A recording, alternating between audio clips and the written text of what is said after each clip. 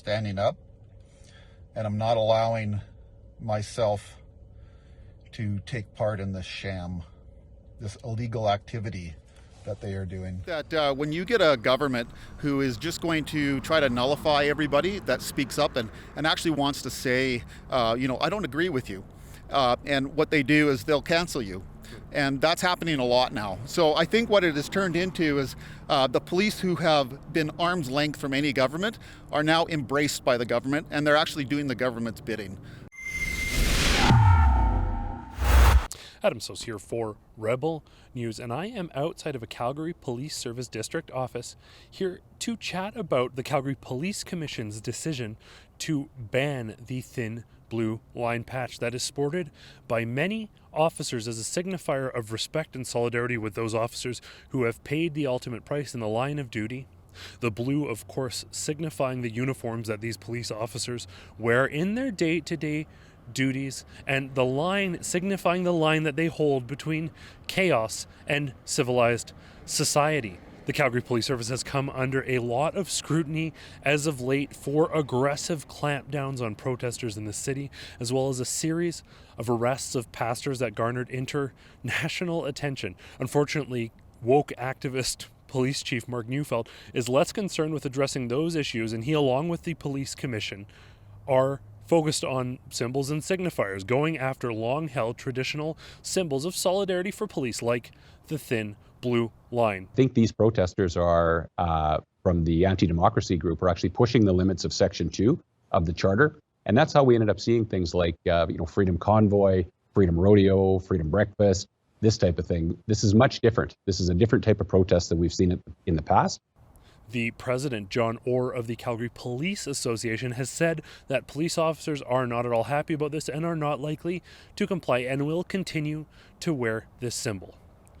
For a bit of an update and a conversation about the significance of this patch for officers, some of the history, I'm going to be joined by resigned Police Constable Brian Denison. He stepped away from Calgary Police Service as a result of the enforcement and restrictions resulting from COVID-19 recently. I had an opportunity to sit down with him to discuss that. He still is a massive supporter of the police and remains in touch with them. So I'm privileged for him to join me for an update on an insider's look on this latest decision to ban the thin blue line. The thin blue line has been around for a long time, and it's got a lot of meaning behind it for police officers. We use it to commemorate those that have given the ultimate sacrifice in the line of duty. And that's something that we hold near and dear to us. It's also a symbol. The blue in it is actually a symbol of our uniforms, and it shows that we stand between good and evil, and we're there to actually serve the public, and that was our job, or my job back then, and the job of all police officers now.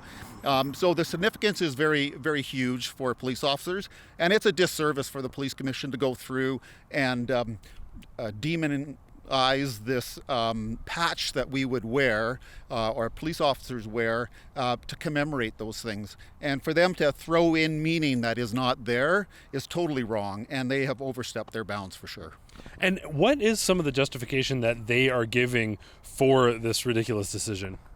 Well, they use some justification of that the thin blue line was used on an American flag, and that some right-wing groups had used it in some of their protests or their riots. That has no significant meaning for a police officer whatsoever. Someone just picked up a flag, an American flag that had a blue line across it, and they waved it around. Well, that doesn't take away from the true meaning of what the thin blue line is. So that's some of their rationale. And they say that it's hatred and that people don't trust it. And that's totally wrong, because most Calgarians have nothing to say about it. They don't mind it.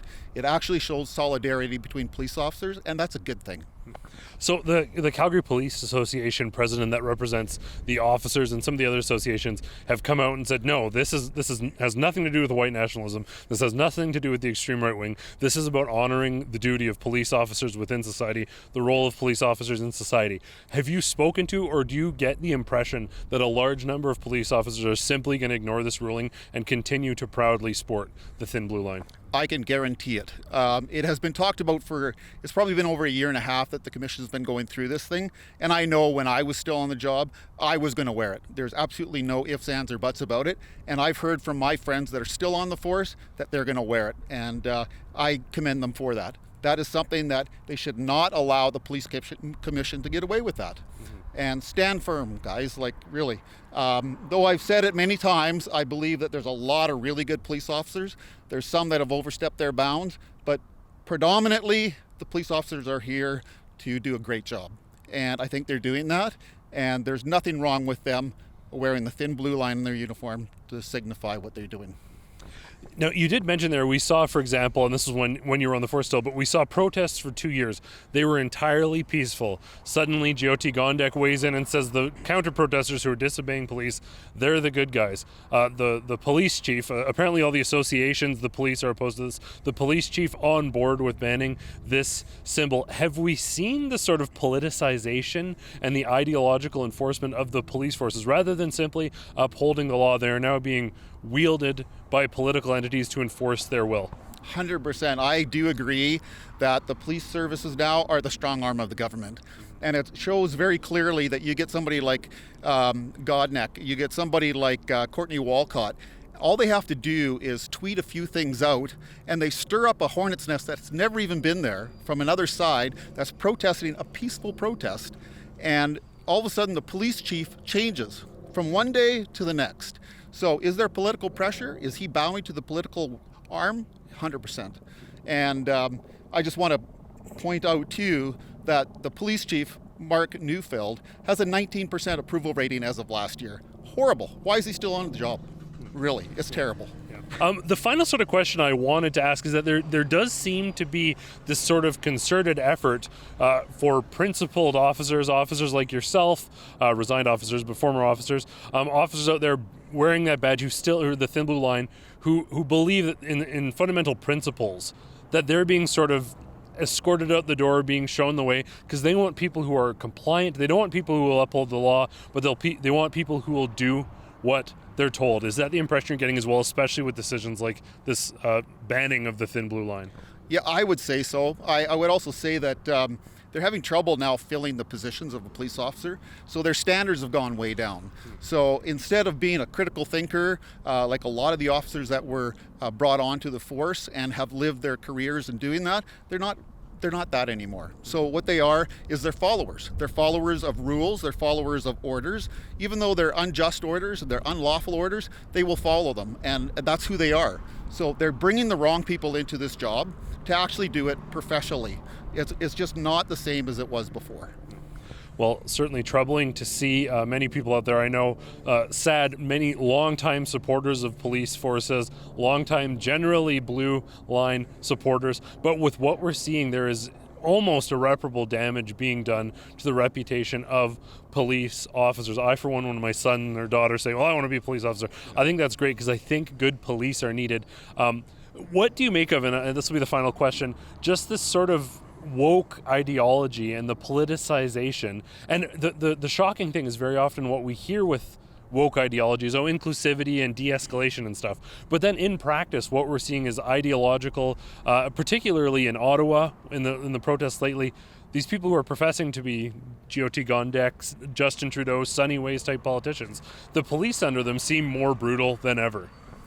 I would say so. I think that when you get a government who is just going to try to nullify everybody that speaks up and actually wants to say, I don't agree with you.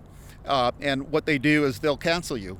And that's happening a lot now. So I think what it has turned into is the police who have been arm's length from any government are now embraced by the government, and they're actually doing the government's bidding. And that's wrong. I just wanted to point out one thing before I left, is that I still stand with police officers, and I think that what they do is a commendable job, and I think they have the right to wear the thin blue line. So I would not give in to the police commission. I would stand strong with all your brothers and sisters. Well, let's hope that is the situation that political activists like, I'd argue, Calgary's police chief, Mayor GOT Gondek, cannot further compromise the image and reputation of police, and that the thin blue line can continue to be a symbol of police standing between chaos and order, keeping us safe, keeping us protected, and upholding law in this country. Brian, I want to thank you so much for this update. Thanks for always being willing to come and speak with us. And for everyone out there, I want to thank you so much for tuning in. For Rebel News, I'm Adam Soos.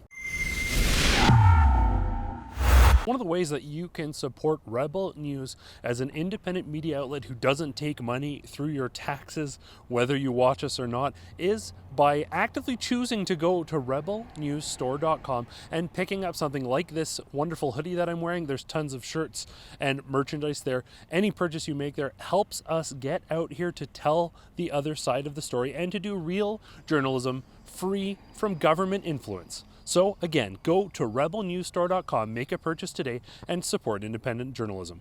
If you are making your first order, you can use the code ADAM10 to get 10% off that purchase.